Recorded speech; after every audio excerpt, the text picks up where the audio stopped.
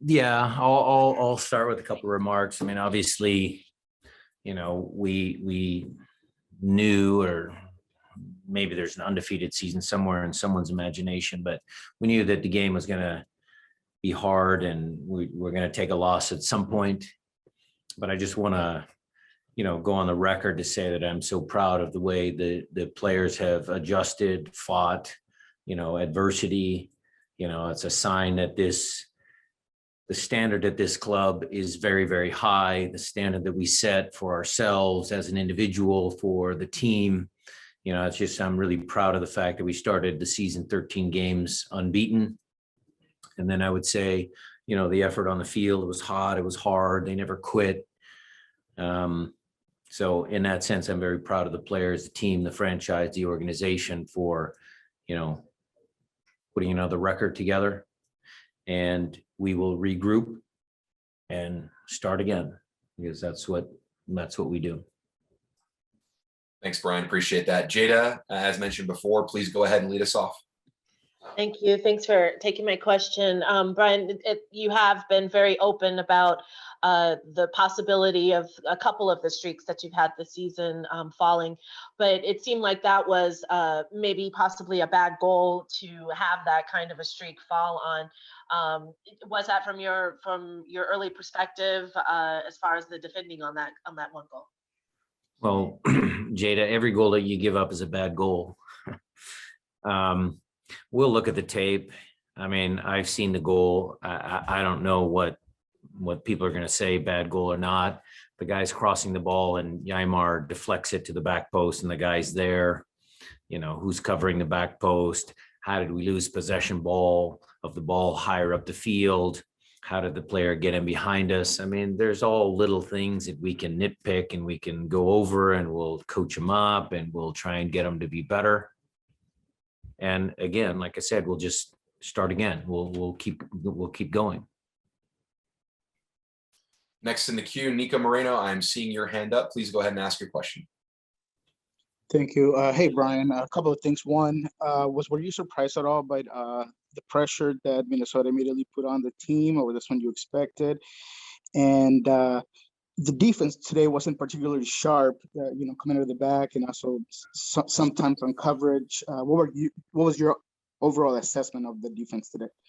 Well, I disagree on both accounts. Minnesota came into our place the first game of the year and pressed us higher up the field the first 45 minutes. We were able just to manufacture a goal in the second half, early in the second half, and we beat them 4-0. They pressed high again up the field. It didn't surprise us. We showed the players the film. We actually had a different shape in midfield to try and address when they pressed 4-2-4.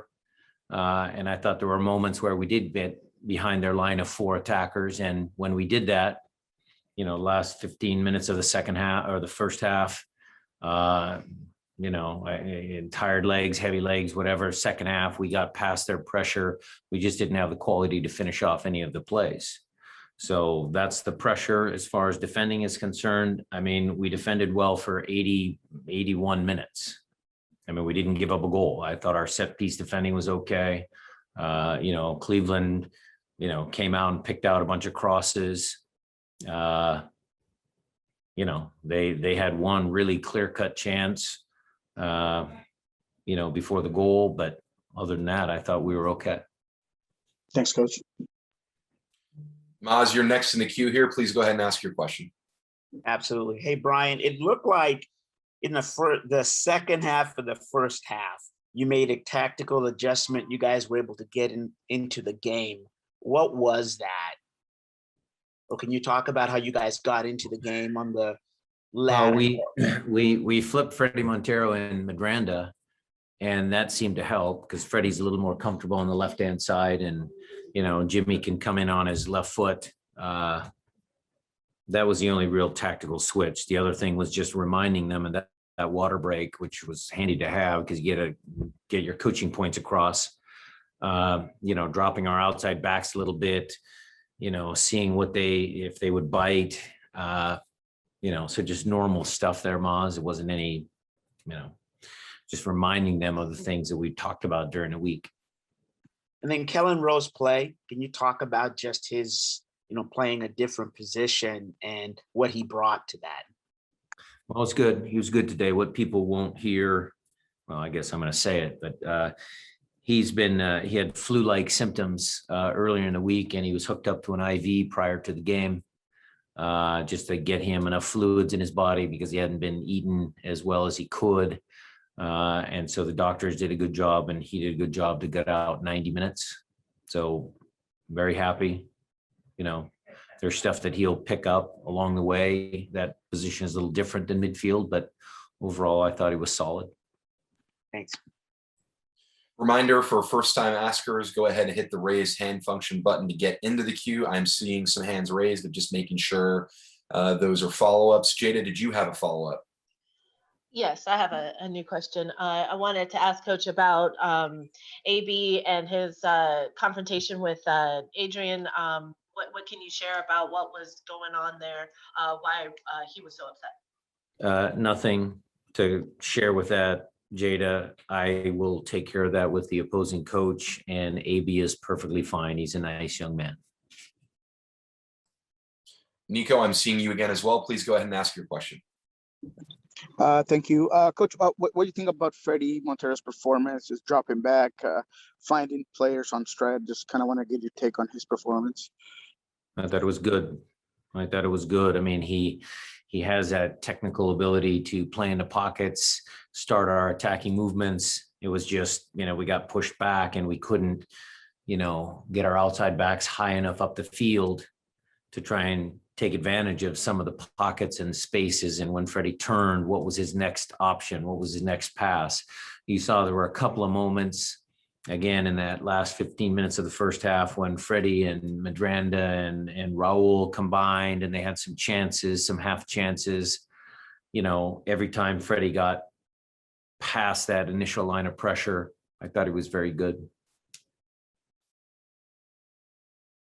Nico, did you have another follow-up there?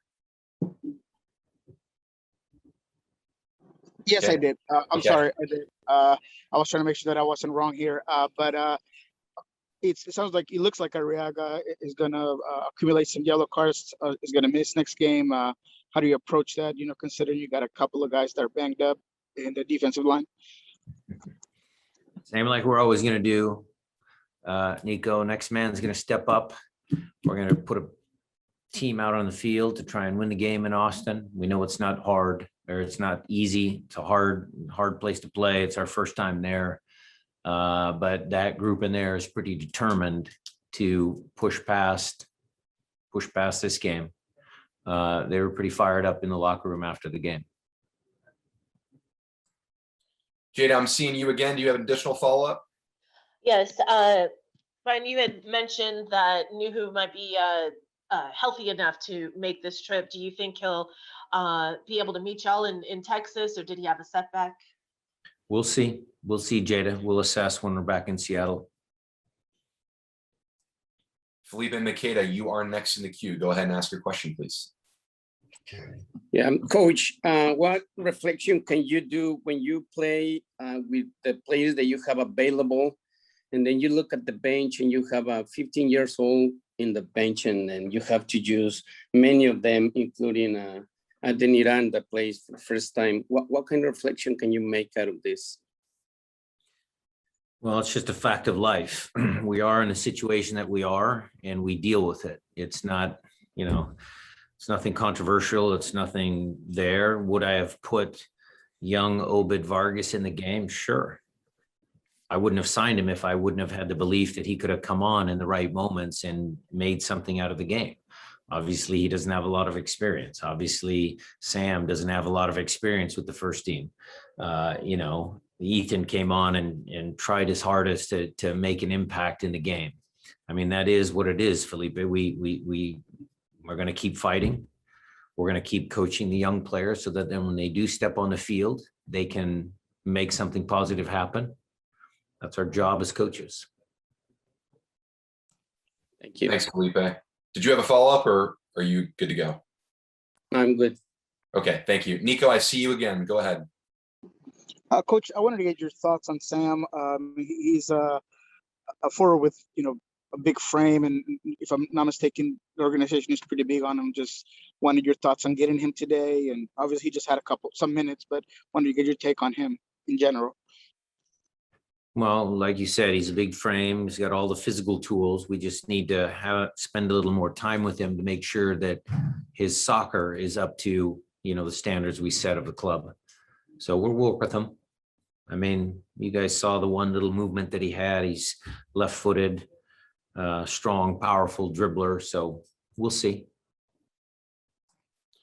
Final call for questions. I don't see any other hands raised in the queue, but we'll take one or two more if there are any. Jeremiah, I see you just snuck in here. Good to see you. Go ahead and ask a question.